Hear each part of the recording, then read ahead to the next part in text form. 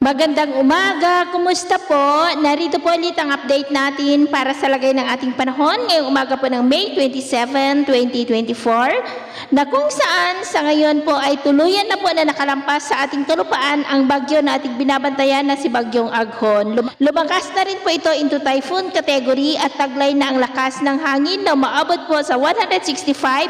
kilometers per hour habang nasa layo po ng 109 km east ng Dingalan sa may Aurora. Napatuloy pa rin ang pagkilos ng mabagal pa northeastward, palihis, palayo, pataas na po. Pero sa kabila niyan ay magpapaulan pa rin yan sa ilang bahagi ng Cagayan Valley sa mga susunod na oras. Bukas, posibleng wala na pong epekto ang bagyong si Aghon dito sa ating bansa pero pinapalakas na po nito ang habagat na siya naman pong magpapaulan sa kanlurang bahagi po ng ating bansa sa susunod na mga araw. At sa lagay po ng ating panahon ngayong araw ay makakaranas na nga po ng isolated rains ang Palawan at kanlurang bahagi ng Central Luzon, duluyan ng mahinang daloy ng hanging habagat o yung tinatawag po natin na southwesterly wind na hinahatak na nga po ng bagyo. At next week, asahan po natin ang mas maulan na panahon, dulot na po yan ng habagat. Pero sa kabila niyan, ay wala naman pong bagyo na nakikita na kasunod ng bagyong si Aghon. Hanggang sa susunod na 2 linggo ay posibleng storm free na po tayo.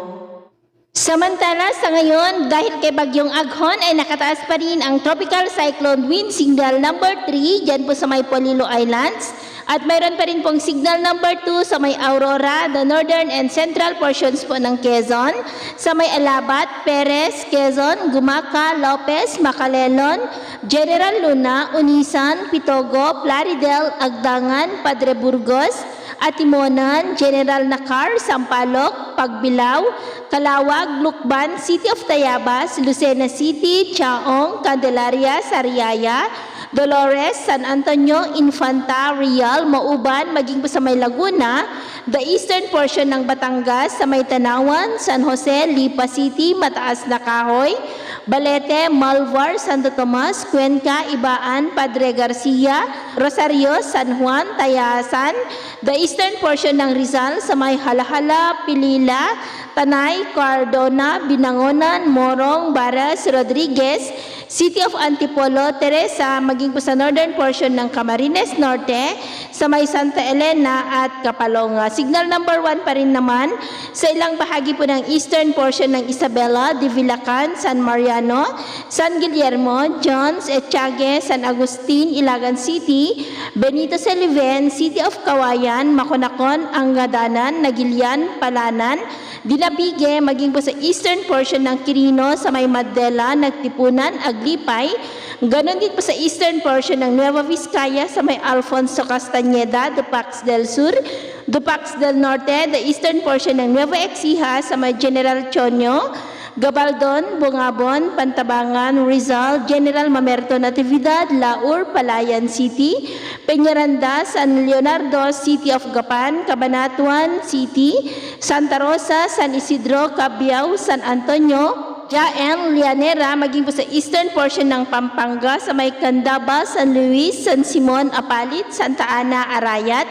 Mexico, Sasmuan, Macabebe, Masantol, Santo Tomas, Minalin, City of San Fernando, Bacolor, maging po sa southeastern portion po ng Bataan, sa may Pilar, Orion, Limay, maging sa ilang bahagi ng Bulacan, Metro Manila, the rest of Camarines Norte and the northern portion po ng Camarines Sur. Sa mga susunod po ng mga oras, posibleng mabawasan na po ang mga lugar na mayroong wind signals. Unti-unti na po nagaganda ang panahon sa mga lugar po na dinaanan ng bagyo. Hindi naman pong mabaybayin, iwasan po muna natin ang papalaot dyan sa silangang baybayin ng Northern at Central Luzon dahil nandyan po ang bagyo. Ang mga alon dyan ay posibleng aabot hanggang po sa 5 meters height. So yun po ang latest update natin sa araw na ito.